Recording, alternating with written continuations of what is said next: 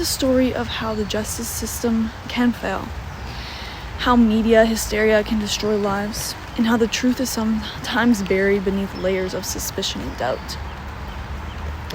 Amanda Knox was a 20-year-old American student studying abroad in Italy. She was smart, adventurous, and excited about her time. She shared a cottage with several roommates, including a British student named Meredith Kircher. On November 1st, 2007, Meredith was found brutally murdered in their shared apartment. She had been stabbed multiple times. The crime was violent, it was shocking, and it would set off a chain of events that would question everything about justice and truth. Police quickly focused on Amanda Knox. She was questioned for hours. She was confused, she was emotional, and under extreme pressure, she made a statement that would haunt her for years. Amanda suggested that her employer Patrick Lumbua might be involved in the murder. She was confused about what had happened that night. She was scared under Italian interrogation tactics that many experts consider coercive. She gave a statement implicating an innocent man. Within days, Amanda Knox was arrested. So was her boyfriend, Rafael Soliento. Third suspect, Ruby Gayday, was also arrested. Gayday was the only one with clear physical evidence linking him to the crime scene. The trial that followed became an international sensation. The media portrayed Amanda Knox as a seductress, a female fatale. They gave her a nickname, Foxy Knoxy. They created a narrative of a wild American girl involved in a satanic sex game gone wrong. But the evidence told a different story. The DNA evidence at the crime scene was problematic. The murder weapon had Amanda's DNA on the handle, but no victim's blood on the blade. The prosecution's theory kept changing. They suggested Knox held Kirchner down while Gayday assaulted her. They suggested Knox was present but didn't directly kill her. Despite the weak evidence, in 2009, Amanda Knox was convicted of murder. Rafael Soliento was convicted as an accomplice, and they were sentenced to long prison terms. Amanda spent 4 years in an Italian prison. 4 years for a crime she maintained she did not commit. 4 years of international attention. 4 years of media scrutiny.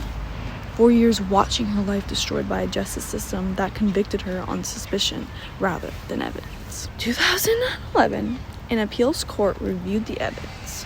They looked at the DNA. They examined the prosecution's theories. Amanda Knox was acquitted. Rafael was acquitted. The court determined that the evidence against them was insignificant, that the prosecution had failed to prove their guilt beyond a reasonable doubt, that the DNA evidence was unreliable. Amanda walked free after 4 years in prison. Free, but her life was changed forever. But the story didn't end there. Italian law allowed prosecutors to appeal the acquittal in 2014. In what many considered a controversial decision, the court reconvicted Amanda Knox and Rafael based largely on the same evidence that held to their initial conviction. Amanda was sentenced to 28 years in prison. She was in America. She refused to return to Italy. The international community was outraged. How could she be convicted twice on such weak evidence? How could the justice system put her through this torture?